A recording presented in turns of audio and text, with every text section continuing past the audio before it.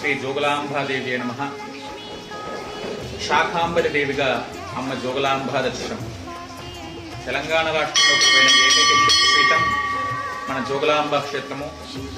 ఆషాఢ మాస సందర్భంగా అమ్మవారిని వివిధ రకాల కూరగాయలతో, పళ్ళతో, ఆకుకూరలతో అలంకరించి శాకాంబరిగా కొలవటం జరుగుతూ ఉంది. అది శాకాంబరి దేవి అంటే పూర్వకాలం లోపల ఈ యొక్క సృష్టి అంతటా కూడా కరువు కాటకాలతో విలవిలలాడుతూ ఉన్నటువంటి సమయం లోపల భక్తులందరూ, మునులు, ఋషులందరూ కలిసి అమ్మవారిని ప్రార్థించగా అమ్మ వివిధ శాఖముల చేత అలంకరించబడే ఈ సృష్టికి మొత్తం కూడా ఆకలి తీర్చినటువంటి తల్లి శాకాంబరి దేవి. మరి ప్రస్తుతం అంతటా కూడా వర్షాలు లేక కరువు కాటకాలతో విలవిల్లాడుతుంది కాబట్టి ఈ దేశమంతా కూడా సుభిక్షంగా ఉండాలని అమ్మ శాకాంబరి దేవిని వేడుకుందాము. అమ్మ జోగులాంబ అనుగ్రహాన్ని పొందుదామని తెలియజేస్తూ శ్రీ శాకాంబరి దేవి నమః, శ్రీ జోగులాంబ దేవి నమః.